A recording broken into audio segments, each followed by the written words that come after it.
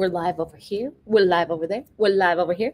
Y'all, this is what we're calling our chaos hour because, chaos. So we have 1, 2, 3, 4, 5, 6 platforms right now at the same time, coming to you as our finale. We could have been doing this all day. We could have.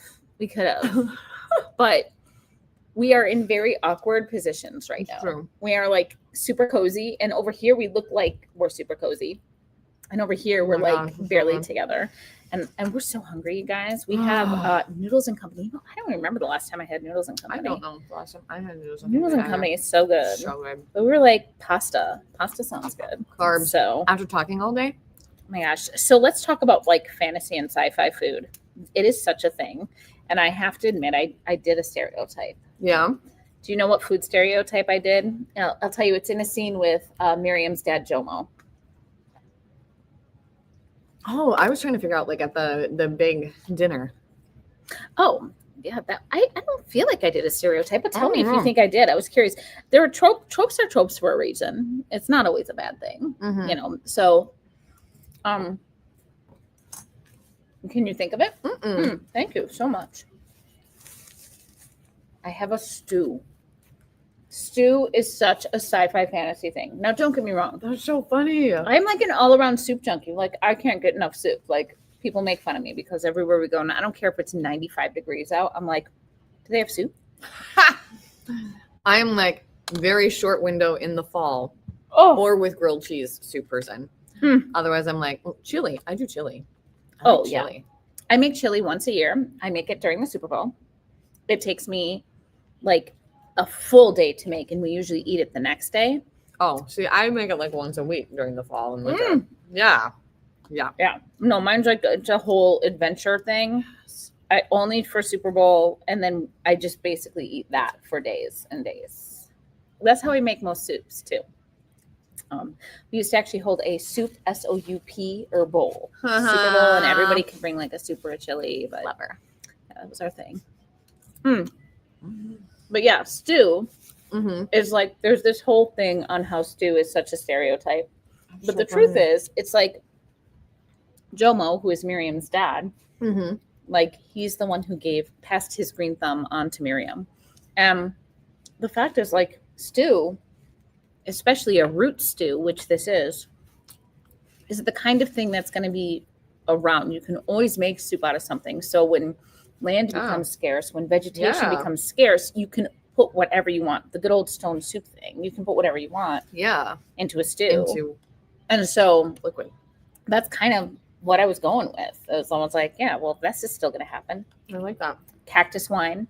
That was another thing. Hello. Hi, friends. Hi, friends. We have friends. Gosh, we have friends all over the place. I know. Holy crap. We have like 30 some of you watching us eat right now. Maybe this is the content they've been waiting for all day. You're like, stop talking about the book. Okay, and that's on about the book. That's on this platform. That's not on these platforms. So apparently, but okay. Well, since we've got all of you with us now, oh my goodness, and we are. This is the At Fault audiobook release day. It is SoundbowTheater.com app. Yes, both places at Fault. If you buy it, you can go into any of the many, many, many lives. They're no longer live, but we've been live. So many today. So many places. Sound Booth, Rebecca Brokaw-Sands, Red Writes Books, Jerry Red Shepherd. I mean, like, seriously, it's everywhere. If you find one, snap a shot when you get the $8.99 audiobook for $13.50. Oh my gosh. You get Jeff Hayes for $9, guys. You grab get it while you can. Rebecca Sands for $8.99. I mean, just the audiobook though. Yeah. Just so yes. Just she's, the audiobook. She's single, but she's not that single. Yo, she's a package, man. That'd be like not worthwhile. Everybody who watches this later. So yeah, snap a shot when you've got your little I bought it picture. Snap your shot. Let us see that you've bought it. You will get entered into a contest to name a character in the last book, which comes out at the end of this year. At Fault. It is the first book. I don't know why they can't understand us when we have food in our mouth and we've been talking for 8 hours. It's the first book in the Fault Lines series. So, my favorite, we were talking about some of our favorite things that we actually dug into today. Mm-hmm. And it's not like we've sat here and told you about the book because, now. yeah, if we were telling you about the book for the last almost 9 hours now, you would have had 9 of the 13 and a half hours of the audiobook, you know, so you don't. Could have just read it. I could have just read. No, I could not have read this whole time. No. How many? Okay, that's a great question. How many sittings did it take to record 13 and a half hours of audio? I typically try to do things in will give myself a 2-hour stretch for recording unless I have a broken up day. So that's going to be probably about 7, not including retakes, 7 sessions. Okay. Because that was going to be my next question was like, because authors, we speak in word count as opposed to hours. It's true. Depends on if I have roofers there. I had a tree fall on my roof in May. Oh, that's right. I remember us talking about this. And there was a bunch of issues with insurance and mortgage and all of this stuff. So when I got back from New York a couple weeks ago, I got back on at midnight on Wednesday night. Got in bed at 12:30, and 6:30 the next morning, roofers were on the roof. But it was finally getting fixed, so I was not upset about it. I was exhausted, but I was not upset. So, but yeah, I would say what's crazy is you had a tree fall on your house in May. My hometown is the one that had the tornado in May, which made no sense. I think you just had your house was having wind. Empathy tornado. It was like, you know. Empathy tornado. Thanks for the follow. So, we actually, the big storm that you experience the most in that fall is going to be the tsunamis. Yeah. It's like huge. We've learned how to fight against them. It's still Mother Nature, so even fighting against it can be just as dangerous. If you think about what is it? Something like, I have a video. I'll have to go back and I'll pop it into the comments of one of these videos here. But it's like a ridiculous number of times, like something like 40 times the pressure of an atomic bomb. Ooh. It's ridiculous. It's crazy. I'll have to go back and find the video. It's really way back when I'm wearing like this orange vest in my TikTok. So those of you following like on my TikTok, you'll be able to find it there.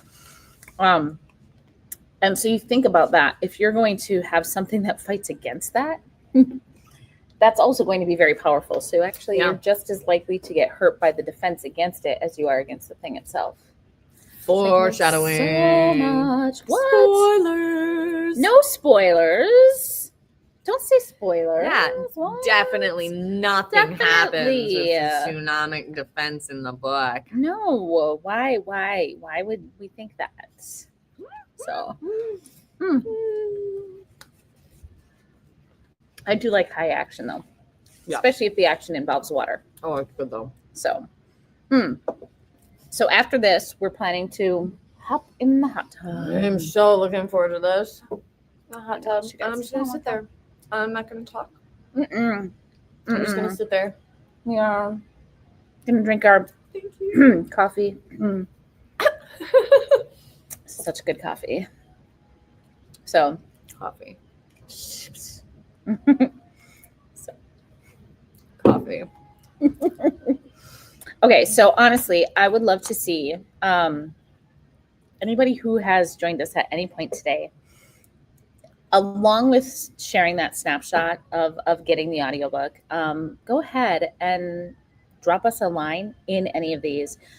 Rebecca's continuing to be open to answering questions about the audiobook world. I'm happy to answer questions about the Broken Fault Lines world. This is the beginning. This is the first of the 5-book series. We would love to see the full 5-book series produced by Sound Booth eventually. It would be awesome. But there's sooner so rather much. than later. There's only so long I'm going to be able to voice certain characters. What? Really? Yeah. You like Safina? Potentially. Yeah. I don't think any of them age up. I don't know. Well, interesting. So there's not a lot of super young characters. Most of the young Mercy's like the young, and there's like the kids in the first book. But really, there's not a lot of, which is honestly, talk about another trope. There's not a lot of youth in sci-fi and fantasy. And I will say that they exist. It's not like I don't have them present. I definitely do throughout the series, but like ones that are primary characters. Oh, you might have, book 3, there is that character, the one. Book 3, do I? Yeah. Do I know? You might know. Yeah. Actually, you meet halfway through. Yeah, that character. Like halfway through book 2. Okay. You'll have that character. Spoilers are not coming. You're just gonna have to listen and get the whole book series. So but yeah. So what do you have as a closing thought before we end our Chaos of Screens hour, being on like, I don't know, whatever, we're on 6 platforms right Something now. like that. 6 platforms right now. 6 platforms. That's our chaos. What is your closing thought for today? My closing thought is I'm going back to that lovely moment with Jack, where we were talking about the core thread of sci-fi. And that is the thing that is sticking with me right now and sticking out in my mind about the core thread of sci-fi being yes. The core thread of sci-fi being a welcoming and embracing of diversity and different people and cultures and languages and all of that, and having that be I feel like that is the best way to encapsulate not just the book, but like our entire day has been multiple conversations about everything from tattoos to trigger warnings to world building to strong female characters and how brains work. And to having that strong male characters with strong female characters. You're allowed to have both. I do feel like a lot of fiction today, they're like, ooh, it's all girl power, and then they don't write strong men. And our men are amazing in this series too. Well, and something we didn't point out when we were talking about the men, but I think is very important to note, is you do write strong men, but not all of them are like the Captain Mick, traditionally masculine, strong. Inoke. Inoke is one of the most Uru, very much Inoke, Uru, even to a certain extent Tatsu, but Tatsu's pretty tough still. But like very gentle men. Yeah. Sweet and sensitive men who are still very strong men. And I think a lot of times those things, I think they very much do go together. I think there's an aspect of you can't recognize, just like you can't really be intelligent if you think you know everything. It's the more you know that the less you know, you actually probably know more. I think there's an aspect of that with strength too. Like, are you really strong if you don't also know how to be gentle? And gentleness is a level of strength under control. And if all you know is strength, Well, and what's interesting to me is a lot of these conversations, when I think about like a closing thought on all of this, a lot of the conversations we've had today don't really talk about the story. At all.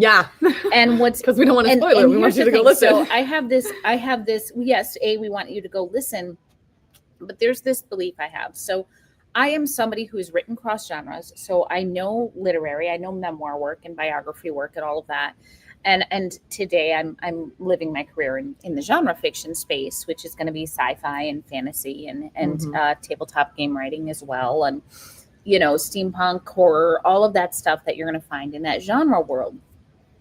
And historically, genre fiction is looked down upon by a lot of people who are into literary fiction. And I think it was in the Secret Library podcast, which is one of the, I'm a podcast listener. It's one that I love. So I'm not taking credit for this concept I'm about to describe. But I do not remember who said it. Listen to all the Secret Library. You won't regret it. So the difference, the primary difference between literary fiction and genre fiction is literary fiction will take very ordinary, everyday events, not necessarily good events. Like it could be, it's a divorce, it's losing your company, it's it's a life transition, it's you moving, it's somebody passes away. But even good, bad, or otherwise, they're very normal life events. Well, nobody wants to read about very normal life events and people reacting in very normal ways. And so in order to face these very normal life events and make it a literary fiction, they have the people acting in very extraordinary ways. I mean, like Eat, Pray, Love. Don't get me wrong. Yeah. I mean, I appreciate it as a piece of fiction. That said, come the flip on. You've got a life. Nobody can, very, very few people can just afford to pick up and go explore the world and leave behind all their ties to find themselves. That's just not realistic.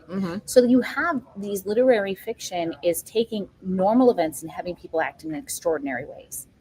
Genre fiction, on the other side, you're taking really normal people and you're putting them against this extraordinary background. And so then you're seeing how normal people react given extraordinary circumstances. And so I feel that, having worked in both, I feel that genre fiction is actually far more relatable on a human aspect than literary fiction is, because we've taken this. I mean, trust me, as much as we've talked about the characters, this is a high action novel. This is not it like really is. It's a page turner. There are tsunamis. There is like navigating like the necros lands, the trash lands that we were talking about. You've got earthquakes. You've got like turmoil between people. There's friction and tension, and there's sea to sea combat. Like it is nonstop action. Man versus nature, and totally man versus nature. Nature wins, by the way. Man versus man, and yeah, definitely. But the stories that we've talked about all day are about the characters. So, and I think that the stories we've had between each other is about how we relate and how we relate to books and how we grow as humans through books, and then I think that's the same thing in the pages. And so I'm consistently, this is where the story goes when we're talking books and when we're talking genre fiction. So that's definitely one of my takeaways. The other one is just how much I trust you and how much I trusted you to carry my baby. I did. I trusted her to carry my baby, and it's not like I've had a career of writing. It was, as I said earlier today, this was my 100th book that came out. But I have a very, very special relationship with this book. It meant so much to me personally to create it, and there's so many elements of it, and to, without hesitation, say, do your thing. And I never once worried. And so that was like, so I did. Honestly, but I was good. I was like, she's got it. Sound Bluth's got it.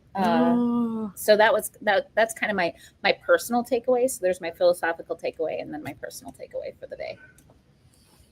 So those are good. Yeah. Those are good. So any last thoughts here? We still have some viewers here, so feel free if you guys have comments. I feel confident in the end product. I'm nervous because I have not heard it all. But I have heard the majority of the character voicing. So I have heard Jack as the main characters that he plays. I haven't heard all his little one-off ones, but I've heard the main characters that he voices. He does them so well. Ryan is Inoke. I adore. I could not have asked for a better Inoke. And Jeff as Ryan is Inoke. Yeah. Ryan is Inoke. No, for real. Like seriously, and very, very talented. You assembled such a talented cast. I am lucky to be working with very talented people to make it easy to assemble a talented cast. Again, Sound Bluth Theater is truly the top. I see all sorts of comments coming in here, you guys. So first of all, Gilberto, thank you so much. Thanks for joining, Dylanez. And look at who hopped in here. My hubs. So awesome. Thanks for joining. And this series takes place on Earth, before and after the melt. And this book, well, I guess I shouldn't say the series, but this book takes place on Earth. And it's a world far in the future, but it's still this world. Mm-hmm. It is Earth. They call it grounded sci-fi. Grounded sci-fi usually is earthbound, but it is. Don't get me wrong, we go to space in book 2. So all of you guys, this is why I had to amend it. Like, yes. The series all of you guys who are waiting for the space to happen, I promise it's coming. Book 2. That is when we learn about the origins of the off-world colonies. So it's coming, I promise. All of my traditional sci-fi folks who are like, it's not sci-fi if there aren't stars. There will be stars. It's coming, and there will be stars. It is fabulous. But yes. It is earthbound in this first book for sure.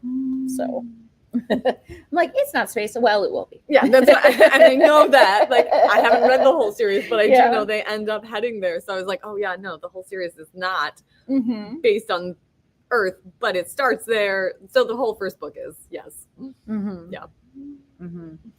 So yeah, we'll continue as long as there are still people here with us while we're eating our dinner. And then as soon as there's not, we're gonna hot tub. Yeah, we are. It's gonna be fun, and we may like have a little hot tub picture. Cheers, but that'll probably wrap it up. But we're super thrilled with. Oh my gosh! Over the course of the day, we've had so many people join us. Spoiler alert: the space saga will be awesome. I couldn't agree more. I couldn't agree more. I will tell you that my mother's favorite of the series is book 2. So she really likes book 2. So is it because of characters or setting or plot or she was trying to articulate it to me the other day, and she didn't really specifically have like something that she nailed on. Now I will say that she is a Trekkie. She likes all the stuff. Like she really likes space. Nerds. Yes, nerds unite, right? Yes. I mean, somebody had to like introduce me to all that stuff, right? So she definitely she likes more of that traditional sci-fi. I also think, and this is Platypus. Oh, I'm curious what conversations are going on this. This is why we call this the Chaos Hour, because there are different conversations happening on so many different channels right now. Frumpy Sketch, who is an artist who follows, he also does podcast. Podcast would also be a good one. I'm going to be doing his podcast sometime in the near future. But he has to do a drawing that has something. The subject has something to do with starting with the letter P. And so I said platypus. I like that. Platypus is definitely a good one. Yeah. So thanks. So, and if you want another person to do your podcast, I'm more than happy. So I'm hooking her up on all the ones that I've been doing that I have scheduled through the end of the year. So we're just like trading off. Yes. So yes, definitely. Totally. But yeah, definitely. I think with my mom, it's she's a little bit more in that traditional sci-fi. And here's the other thing. We were just talking about like strong male characters, strong female characters. I mean, my mom is a strong woman, but she also, I think that, and maybe some of this is generational. I think that she really appreciates, because the second timeline in book 2 has it's got male protagonists, and I think that's something that she liked having that. And they're strong. They're strong and they're kind, and they're broken as humans are. Well, again, I'm pulling that sci-fi thread and thinking about Star Trek, thinking about all the different ways we're introduced to strong males in Star Trek, and thinking about Picard versus Worf versus Spock versus... The men were so much better in Next Generation, even though you and I were talking like we're all Voyager people. Yes. But I'm sorry. Chakotay. No, you like Chakotay? Chakotay. Give me Tuvok any day. I will take Tuvok. Oh, Tuvok. How can you know Tuvok? Actually, dirty secret. My husband, if he's still on, he knows this. My kids make fun of it. My Hollywood crush is Garrett Wang. I'm all about because he's adorable though. Because he's the good guy. He is the good guy. He is the sweetie. Well, and he's that's so what I'm talking earnest. About. Look at him. Yes. Look at the plethora of options. And I think this is why I loved Janeway. that my husband had her. He's like, it's Harry Kim. He knows. Yes, Garrett Wang is awesome. He is. But like, I feel like some of the older ones, the ones that I kind of grew up with, like as a woman, I either had to be the gorgeous empath or I had to be the smart, sophisticated doctor. And I felt like it wasn't truly until, no, it wasn't truly for me until Voyager, until Janeway, that you've got this smart, no nonsense captain. Yeah. That you've got B'Elanna, who is sassy as all get out. You want to talk about a character we all want to be? Yes. Like B'Elanna. Oh my Baby, God, don't yes. you worry. You're my only crush today. I promise. But like having more of those options too. Are you 7 of 9? Like who I really so Kes to 7 of 9, I have to say. Like, so Jerry Ryan is freaking amazing and honestly became an even greater star in her post Star Trek years. Like the things that I've seen her do, she's so phenomenally talented. And obviously she was the costuming of her, although still better than Enterprise. Come on. Yeah. Yes. But the costuming was clearly like going after a specific demographic. But there was still a better realism to her. Some people who were really Kes fans. And I'm like, I feel like Kes could have been written so much better. They gave her all of this power, but manic pixie dream girl. That's exactly who she was. She was the fantasy. She was instead of the sci-fi. And I think they're like, we need to put you know what? You're exactly right. And like the super soft way that she spoke and, Janeway kicked butt. Yes, she did. Yes, she did. Janeway. She is the OG goat. She is definitely my favorite captain. I did like Captain Archer, but I did not like the series of Enterprise that much. I really just, I liked Captain Archer. I liked Trip. I liked Trip. I couldn't even remember his name. I liked Trip. I didn't see Enterprise. I stopped after Voyager. I have a friend that we regularly get together and watch sci-fi.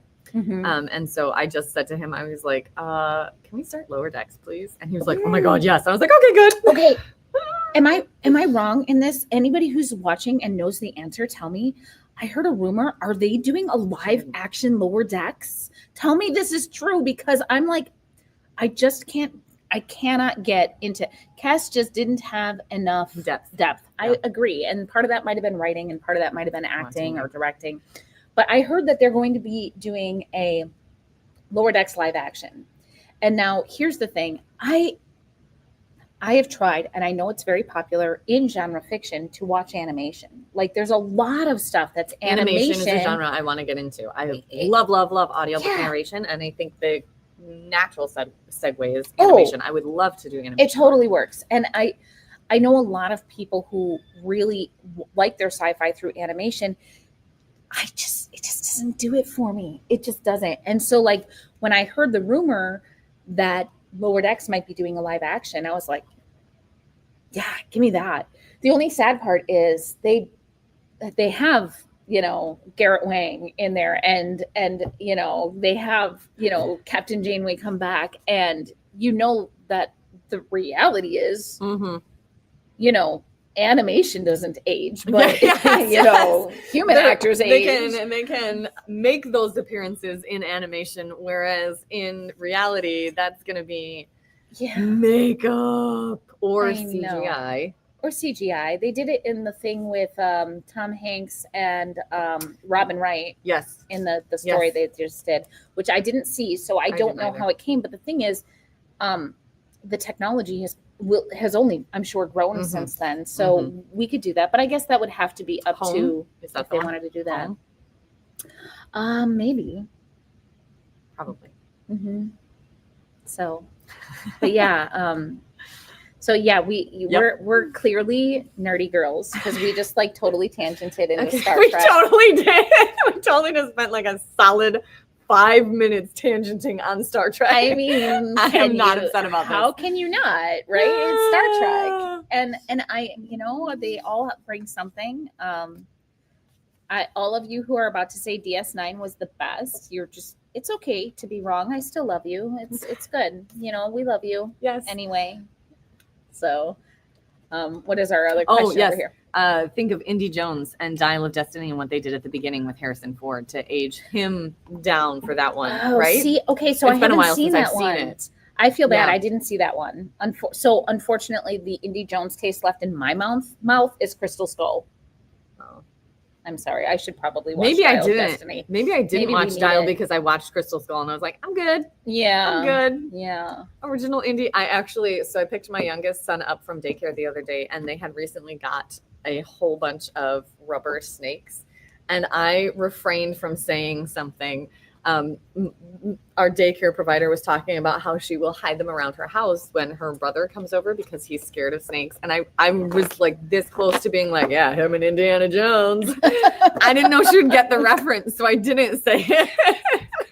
You were afraid you were going to date yourself. Come on, it's Harrison Ford. Is that ever dated? No, not dated. I just don't know her genre. Okay, fair. Knowledge. Fair. So I definitely have been known to like pop out like a sci-fi reference, just assuming that it was totally normal and everybody knew it. And then you find out that they didn't. Right. We had just said to our son the other day, he always thought that the whole 42 is the meaning of life was just a goofy thing people said. And we're like, oh yeah. And we told him. Hitchhiker's Guide. So again, my son, he turned 29 just a few days ago. So like 29 years growing up in a nerd household, I'm figuring, I assumed he knew why 42 was the meaning of life. But yeah, he was like, what? That's actually from like a book? I'm like, yeah, a book made into everything. movie. Everything is from a book. What are your thoughts on the Dementia Picard? It was a creative stretch. Oh, you mean in the finale of Next Generation? Remember, he kept going back and forth between the timelines, and he was like the groundskeeper. Yes. Yeah. I just find it so funny that the groundskeeper Dementia Picard in the future looked so much older than the actual much older Picard that was in the Picard series. Yes. Okay, so I do think it was a stretch. I think they wanted a way to wrap the characters up and show just the relational piece of it. I don't know. I have not watched all of Picard. I haven't like that series. Any of Picard. So I do not know how things ended up with he and Beverly Crusher. But I always hated in the Dementia Picard episode that closed out Next Generation that they ended them in a divorce. It really made me sad that historically through Star Trek, it wasn't until Alana and Tom that there was a stable relationship. Not one. Like through all of it. And it was just like, I found that to be kind of sad because Riker's kind of a playboy. He was. And then after they had B'Elanna and Tom, they did have the movie where Riker and Troy did eventually get married. But they were on and off. And honestly, I liked Troy with Worf, and they had to break that up because DS9 was a thing. And poor Worf, they screwed him because then he ended up with Dax, who became the other, who then, Oh, I feel like I blocked that one out. It was necessary. So we have continued our Star Trek tangents. Hold up, I think my glasses are slipping. Mine are right here. I've had them all day. The only season of Picard that's good apparently is season 3. Okay, good to know. But yeah. Well, and there was Neelix and Kes for a bit. That was such a weird relationship. It was because it was a miscasting, and she was so cotton candy. Yeah, and it was such a weird I think they thought because he was an alien and she was an alien, we weren't supposed to see the age difference. We were supposed to just see this. How do you not? Alien she acted character? like a child. Well, and she was. She was 2. Yes. Yeah. Yeah. So she played it well. She did. That was a weird relationship. Yeah. And I think they learned it. The other really disappointing relationship was Chakotay and 7 of 9 at the end of Voyager. How do I not remember that? Because you probably blocked it out. Blocked it. And it was so bad that when Picard came back and they brought back Jerry Ryan's character, they were like, "This didn't happen." I don't know how they wrote it out, but yeah, it was done. It wasn't. Nope. I don't know. It was Not cool. Not cool. Yes. But no, At Balana Fault. and Tom. So what is the question on At I did Fault? like. At Fault has the same deep characters. Yes. I certainly hope so. Yes. Yeah, I think definitely the women's characters. I think the men are too. Yeah, I feel like Mick, you get depth. Inoke, you definitely do, and Uru, you do. Yeah, and Mageo, Tatsu Mageo, like actually both the Mageo brothers. Mm-hmm. And the thing is, those that you don't get super deep on yet, do as the series progresses. Oh yeah, and in fact, okay, I'm not going to say who it is, but I had a ton of fun with this character, and this is kind of a fun writing thing. Like it would be very easy for a lot of writers to say, you know what, I don't have something going for this character right now. I can just kill them off, write them out in some way, like they die, they're killed, they get whatever, honorable, not honorable, it doesn't matter. You as a writer, you can go, I'm done with this character.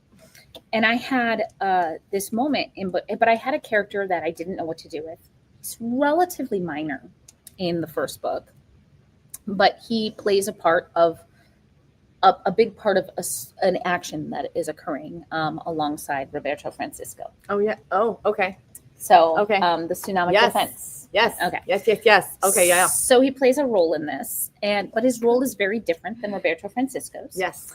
And I didn't really have I kind of leave his story a little bit like open at the end, because I was like, well, I don't really have a reason to kill him. They always say in writing, you shouldn't kill somebody unless it's going to be impactful in some way, right? It's going to impact the characters, it's going to impact the moment. So spoiler alert going, but now I'm not so sure spoiler alert, there's a character attached to another character who does not die. So that's my spoiler alert there. But anyway, I got to book 2 and I needed to have a moment, and I was like, wait a second, I have the character, and I was able to like pull in this character that I had chosen not to kill off. I have the perfect character for you. And he becomes a character that I really enjoy watching grow and develop in the next few books. And you know, he's never going to be like the main character, but he's an important character, and he's a character who has growth. And I think it's important that your side characters have growth too. I like that. Yeah. We have a question. Yeah. I have to At Fault book. Yes, it is. So thank you for the follow. Can you cross your eyes, or are there any random hidden talents? I can definitely cross my eyes. I can cross my eyes, and I can do the thing where you cross them and then you look to one and the other. Yes. So, for this cameras too, you know, crossing eyes again, we're in our chaos hour. Do any dogs go into space? I actually can't tell you, because believe it or not, that would be a spoiler to certain things. I can't tell you. I know what you're thinking. Okay, right? You. I'm not telling you. I'm totally right. She might not be right. I can't give her the answer. Yeah, spoilers are sometimes the worst. You're not wrong. I'm so mad when somebody told that. There are some spoilers that I had to give you because they changed. Right. Which the way things were going to be read. And that's part of being deep that's in the sausage making. It's like, okay, you need to know this thing. Yep. And I was very glad I knew that thing when it came to certain other moments things in the book. So that is helpful. It is the At Fault book. Yes. It is available at Soundbooth Theater app and soundbooththeater.com. Soundbooththeater.com, Soundbooth Theater app. Right. Yeah. So we're trying to avoid spoilers. Things that we have shared are things that are like when we talk about the trigger warnings, it's in the very first chapter, you encounter it right away, or information about characters that is not going to ruin any specific plot points. So, yeah.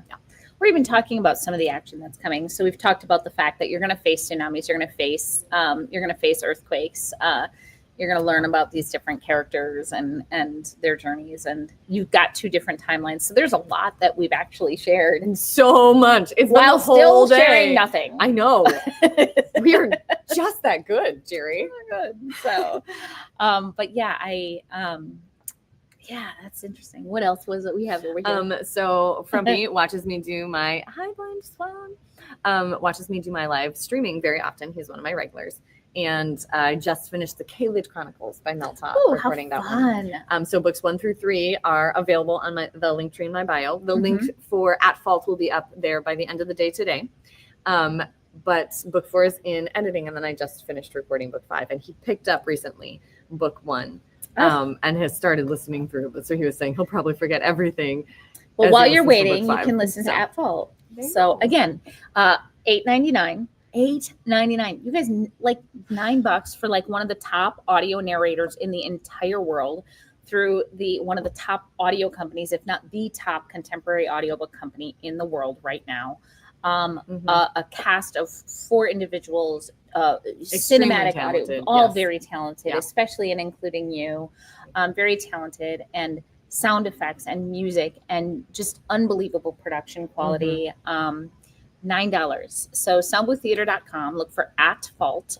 We will be putting the link back in all of these different channels we've been on today. And if you buy it today, you can take a little screenshot of your thank you for purchasing or your confirmation, whatever your confirmation page is. Drop it into the comments of any one of these many channels on which we have been today. I think we're currently on 6, we said. 6 right now. And we've been on many. Yes. So drop it into the comments, and you get to name a character in the last book, which comes out at the end of this year. Yeah. That'll be fun. Yeah.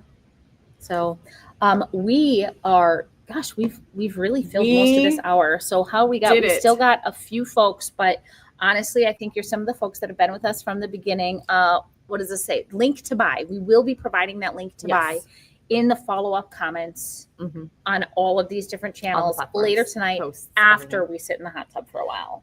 And so, but if and not you talk. go, and just drink wine. Right.